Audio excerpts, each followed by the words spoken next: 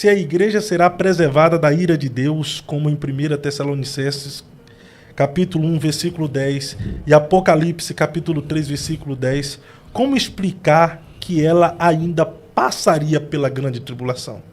Será que a igreja vai passar pela grande tribulação? Muitos acreditam que não, que o povo de Deus será arrebatado antes de todo esse sofrimento. Mas e se a Bíblia mostrar algo diferente? No podcast Eu Acredito, o pastor César Cavalcante trouxe uma explicação que pode surpreender muita gente. Ele afirma que a grande tribulação não é a ira de Deus contra os cristãos, mas sim a ira do mundo e do anticristo contra a igreja. Se for assim, será que estamos preparados para o que vem pela frente?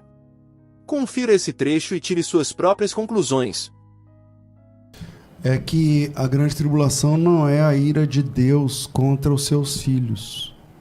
A Bíblia diz assim, ó, dos céus se manifestam a ira de Deus contra os filhos da impiedade. A ira de Deus na Bíblia é contra os ímpios, não é contra os cristãos. Os cristãos, eles já têm a ira dos ímpios para se preocupar. Quando você lê Mateus capítulo 24, o versículo de número... Deixa eu achar aqui o versículo de número 7, diz assim, se levantará nação contra nação, reino contra reino, haverá fomes, terremotos em vários lugares, não sei o quê. Porém, tudo isso é o princípio de dores. Então, vós sereis odiados, atribulados, e vos matarão. E sereis odiados de todas as nações por causa do meu nome. Então, a grande tribulação é a perseguição dos ímpios contra os filhos de Deus. Não é a ira de Deus contra os crentes. Então, a Bíblia diz que do céu se manifesta a ira de Deus contra os filhos da impiedade. A ira de Deus é contra os filhos da impiedade. Não é contra os cristãos. Contra os cristãos é a ira do mundo. Por exemplo, Mas se a igreja estará aqui, não vai sofrer juntamente a ira de Deus junto com os ímpios? É a mesma lógica de Israel lá no Egito. As 10 pragas vieram e Israel estava no Egito. Mas eles foram guardados dessas 10 pragas. Mas Israel lá no Egito, os hebreus lá no Egito, sofriam a ira dos egípcios contra eles, do faraó contra eles. É o faraó que estava virado na bexiga contra os hebreus. Não era Deus. Entende? Então, a mesma lógica no Apocalipse e na grande tribulação. Tem um texto da segunda carta de Paulo aos Tessalonicenses, capítulo 1, que diz o seguinte. Veja que interessante. Capítulo 1, versículo 5. Eu vou ler o 4 e 5. A tal ponto que nós mesmos nos gloriamos de vós nas igrejas de Deus à vista da vossa constância na fé. Paulo teologia na constância dos Tessalonicenses. Em todas as vossas perseguições e nas tribulações que vocês suportam. Você fala, pastor, mas é na tribulação deles lá no primeiro século. Tá? Não, verdade. Só começando. Constância da vossa fé em todas as vossas tribulações e perseguições, que é um sinal evidente do reto juízo de Deus, para que sejais considerados dignos do reino de Deus, pelo qual, com efeito, estáis agora sofrendo. Se de fato é justo para com Deus que ele dê em paga tribulação aos que vos atribulam. Deus vai dar tribulação para quem está atribulando a igreja. Versículo 7. E a vós outros que sois atribulados, ele dará alívio juntamente conosco, quando do céu se manifestar o Senhor Jesus, com os anjos do seu poder, em chama de fogo, tomando vingança contra os que não conhecem a Deus, contra os que não obedecem ao evangelho do nosso Senhor Jesus. Estes sofrerão penalidade de eterna destruição, serão banidos da face do Senhor, da glória do seu poder, quando Jesus vier para ser glorificado nos seus santos. Então, nessa vinda de Jesus, ele vai dar alívio para a igreja e tribulação àquele que atribula a igreja. Então, essa é a compreensão. Então, durante o período da grande tribulação, a igreja será poupada da ira de Deus, será preservada. A igreja será perseguida e sofrerá a ira do anticristo. A ira que a igreja sofre não é de Deus. Por que Deus estaria irado contra os seus filhos? A Bíblia diz que do céu se manifesta a ira de Deus contra os filhos da impiedade.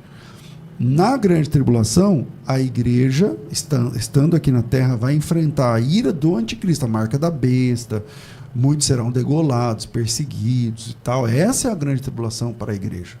Essa é a angústia que a igreja vai atravessar. Mas Deus permitir isso, também não seria ele despejando a sua ira de alguma forma? Não é a ira dele. Não será só para a igreja, né? Aqueles que negarem o anticristo, né? E a marca da besta. Mas não tem muita razão de alguém negar o anticristo se não for por amor a Cristo. Porque é anticristo.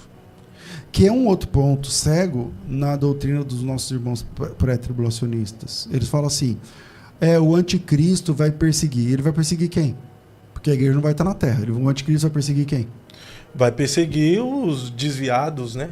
Que perceberem que... Mas eles não são de Cristo. Não, desviado não é de Cristo. A partir do momento que eles entenderam que a igreja foi arrebatada, eles vão querer ser de Cristo, não? Então, se eles são de Cristo, não são igreja.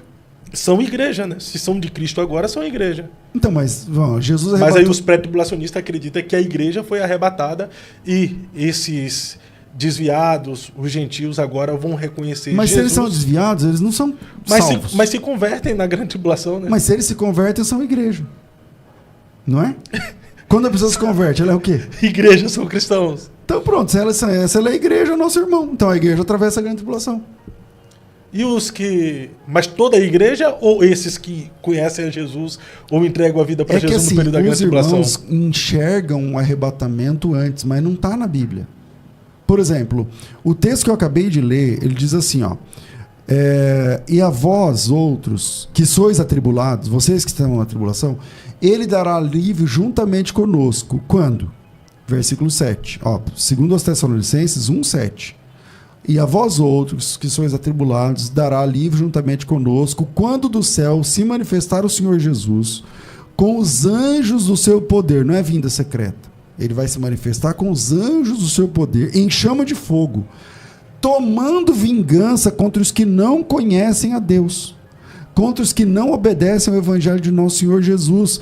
Estes sofrerão penalidade de eterna destruição, serão banidos da face do Senhor, da glória do seu poder, quando vier para ser glorificado nos seus santos e admirado em todos os que creram naquele dia, porquanto foi crido entre vós o nosso testemunho.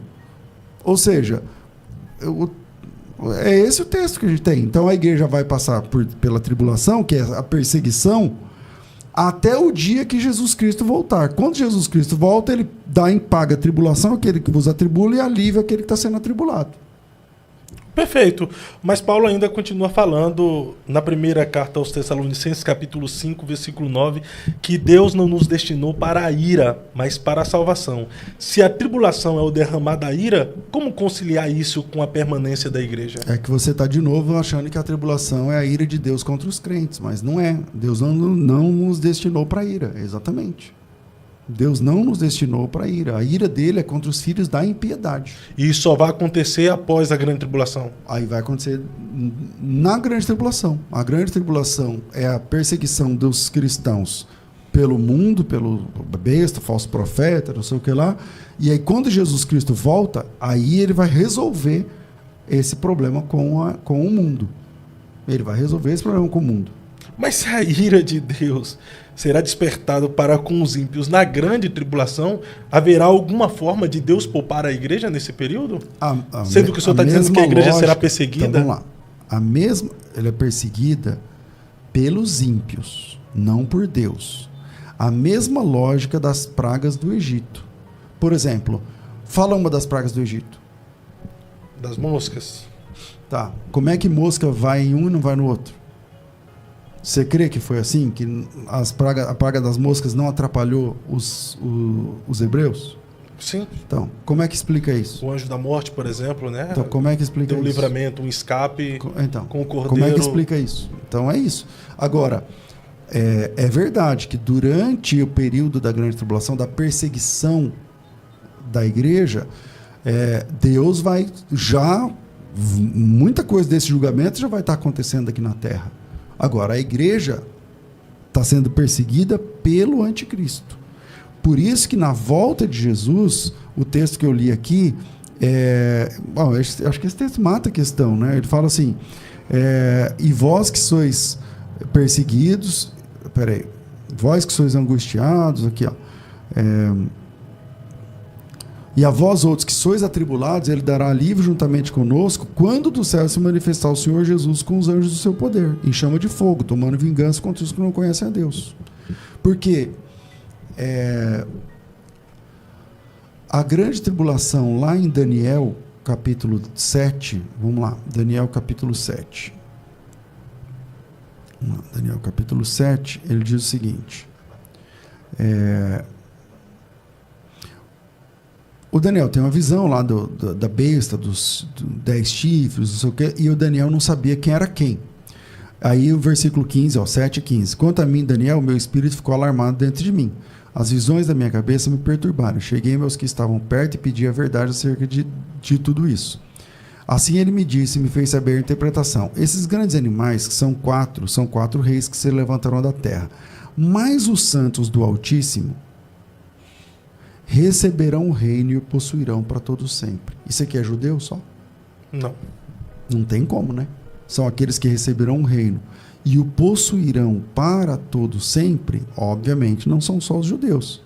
Aí ele continua dizendo, de eternidade em eternidade. E aí ele vai contando, ó, versículo 21. Eu olhava e eis que esse chifre fazia guerra contra os santos. Já sabemos quem são os santos. São os salvos. E prevalecia contra eles, até que veio o ancião de dias e fez justiça aos santos.